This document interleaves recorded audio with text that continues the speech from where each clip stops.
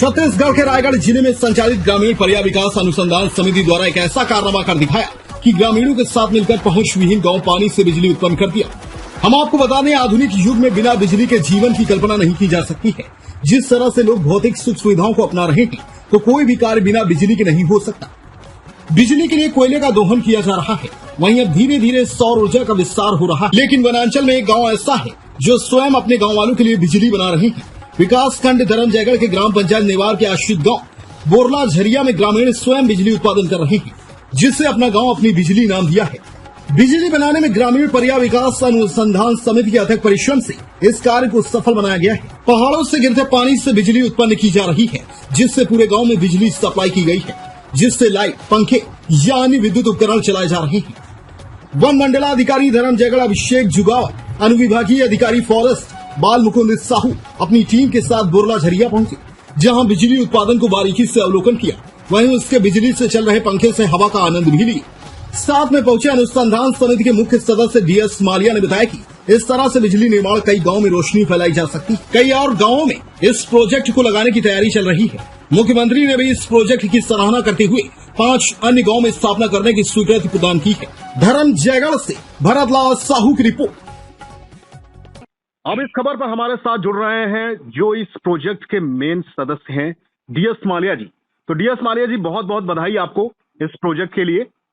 और जी धन्यवाद। हम आपसे जानना चाहेंगे कि किसी भी स्टार्टअप को जब हम करते हैं तो उसमें बहुत सारी मुश्किलों का सामना हमें करना पड़ता था। तो आपने जब ये इसकी शुरुआत की तो आपको कहाँ से इसकी प्रेरणा मिली और आपने किस किस तरह की जो प्रॉब्लम्स थी वो फेस की? ये देखिए, जो हमारा छत्तीसगढ़ का जो रायगढ़ जिला है, खासकर धर्मजयगढ़ से, ये पूरा पहाड़ी क्षेत्र है और यहाँ के गांव में ग्रिड से तो और कुछ गांव में पहुंची है, कुछ गांव में बिजली पहुंची नहीं है। बिल्कुल।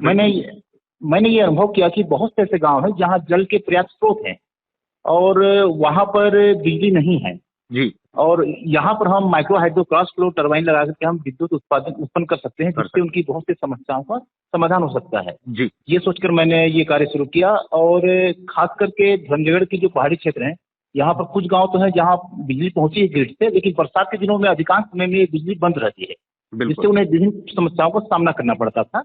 और एक मेरा ये ड्रीम प्रोजेक्ट था पिछले 20 वर्ष से कि मैं ऐसे गाँव में वहाँ के स्थानीय लोगों के साथ मिल करके वहाँ की जल के स्रोत का उपयोग करके वहाँ पर जल विद्युत उत्पन्न करूँ। जी। तो इसमें बहुत सारी जैसे आपको दिक्कतें भी आई होंगी, तो उन दिक्कतों में अगर देखा जाए तो फाइनेंशियल भी आपको कुछ लगा, तो उस तरह की कोई दिक्कतें?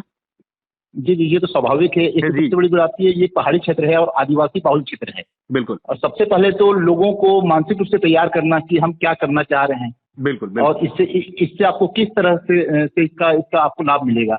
तो सबसे पहले लोगों को हमने तैयार किया। लोगों के मन में कई प्रकार की आशंकाएं थी कि ये क्या कर रहे हैं और क्या होगा, कहीं ऐसा तो नहीं कि यहाँ के जल का स्रोत का उपयोग करके ये कुछ और कर लें, कुछ और अपना। ये उनके मन में आशंकाएं थी। दूसरा पहाड़ी क्षेत्र है, जो हमारी मशीनें थी, उन मशीनों को उन पहाड़ी क्षेत्र पर पहाड़ियों पर लेकर जाना, ये भी दिक्कत थी। लेकिन लोगों ने इस चीज को समझा। और खासकर मैं बताना चाहूंगा कि बोरला झरिया गाँव, जहाँ पर हमने इस परियोजना को हमने शुरू किया है जी, यहाँ के लोगों ने इसमें बढ़ चढ़ कर भाग लिया। और हमारे साथ मैं बोलूँ कि गांव के लगभग हर घर के सदस्यों ने 20 दिन तक लगातार हमारे साथ काम किया। पहाड़ों पर भारी मशीनों को लेकर गए और कई स्थानों पर हमने पहले इसका प्रयोग किया और एक स्थान पर इसको हम संचालित करने में सफल हो गए। और वहाँ पर हमने इस क्रॉस फ्लो टरबाइन को लगाया और वहाँ पर आज 10 किलोवाट का हमारा विद्युत उत्पन्न हो रहा है। और रही बात सहयोग की, तो इसमें जो हमारे मित्र हैं जी, खास करके मैं नाम लेना चाहूंगा, रायपुर से हमारे मित्र आलोक शुक्ला जी हैं, धर्मजयगढ़ से उसी ग्राम के सचिव हैं श्री गुलाब पटेल जी, प्रमोद चंदेल जी, और हमारे एक सहयोगी हैं विजय शर्मा जी। इनका आर्थिक सहयोग रहा है और इसमें बाहरी किसी भी प्रकार का बोले शासन से या किसी अन्य संगठन से हमें कोई आर्थिक इसमें सहयोग नहीं रहा, नहीं मिला।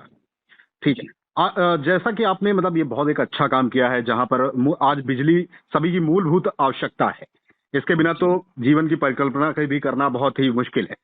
तो आगे आप क्या सोच रहे हैं, आगे के आपके क्या प्लान्स हैं? जहां पर बिजली नहीं है उनके वहां के लिए क्या करना सोच रहे हैं?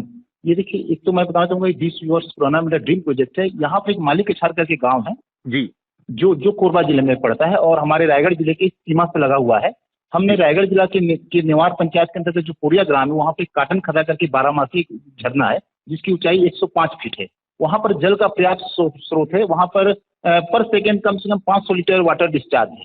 वहां पर हमने इस नई परियोजना को लगाने का हमने प्लान तैयार किया है, जहां पर हम 50 किलोवाट का प्रोजेक्ट लगाने वाले हैं।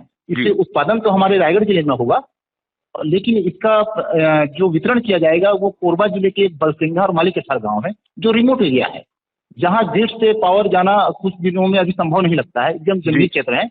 वहां पर हम इन दोनों गांव को हम विद्युत वितरण करने का प्लान तैयार किए हैं अभी। ओके जी, बहुत बहुत धन्यवाद आपका, अपना समय आपने हमें दिया। और पूरी जौहर छत्तीसगढ़ की टीम की तरफ से आपको बहुत बहुत शुभकामनाएं कि आप आगे जो प्रोजेक्ट कर रहे हैं उस पर आपको कामयाबी मिले। आपको भी बहुत बहुत धन्यवाद। Thank you. शुक्रिया डियर सर।